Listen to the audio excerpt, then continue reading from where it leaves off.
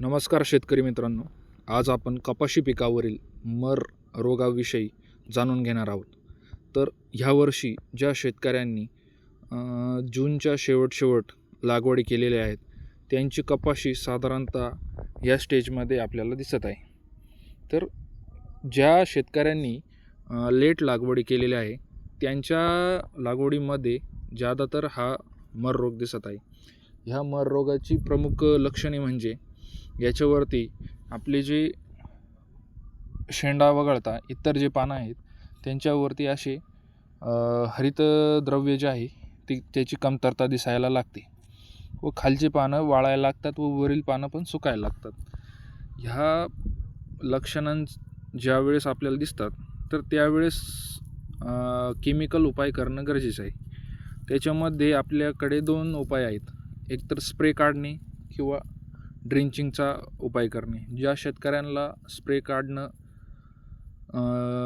सोपं जात असेल त्यांच्यासाठी स्प्रेचा पण उपयोग करू शकतो आपण, आणि ज्यांना ड्रिंचिंग करणं शक्य आहे त्यांनी ड्रिंचिंग अवश्य करावी. तर ही मर रोग ज्या जमिनीमध्ये आढळतो त्यामध्ये ज्या काळ्या कसदार जमिनी आहेत, पाणी धरून ठेवणाऱ्या जमिनी आहेत, त्यांच्यामध्ये हा आजार आपल्याला दिसतो.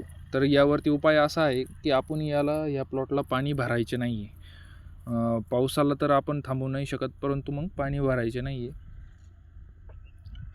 आणि दुसरी गोष्ट म्हणजे की याला आपण लवकरात लवकर स्प्रे काढणं गरजेचं आहे. स्प्रेमध्ये आपल्याला मार्केटमध्ये एकमात्र असं औषध आहे जे वरून फवारल्यानंतर मुळापर्यंत त्याची क्रिया जाते, बाकी कोणतेही बुरशीनाशक मुळापर्यंत जात नाही.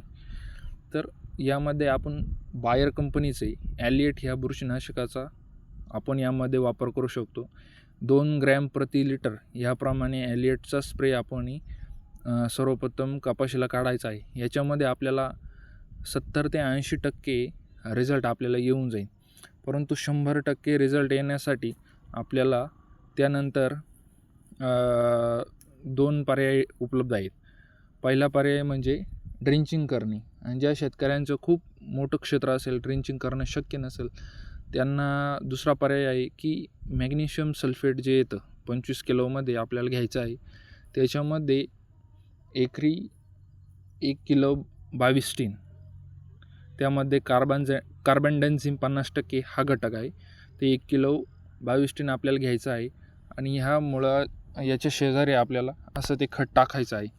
ज्यावेळेस पावसाच्या पाण्यासोबत किंवा थोडाफार पाऊस झाला तर ते बुरशीनाशक लगेच पाण्यावाटे मुळांद्वारे खेचलं जाईल आणि झाडाच्या पूर्ण सिस्टीममध्ये ते जाऊन बुरशीचा नाश करेल. हा पण आपल्याला ऑप्शन आहे.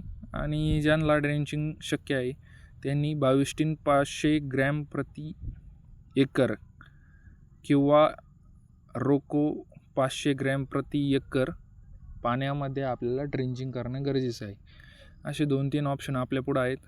एकतर ॲलिएटचा स्प्रे काढणं, सर्वप्रथम ॲलिएट तर कंपल्सरी आपल्याला काढावंच लागेल. त्यानंतर ड्रिंचिंग किंवा खतामध्ये बुरशीनाशक मिक्स करून आपण टाकू शकतो. तर शेतकरी बांधवांना ही माहिती आवडल्यास असल्यास लाईक आणि शेअर करा.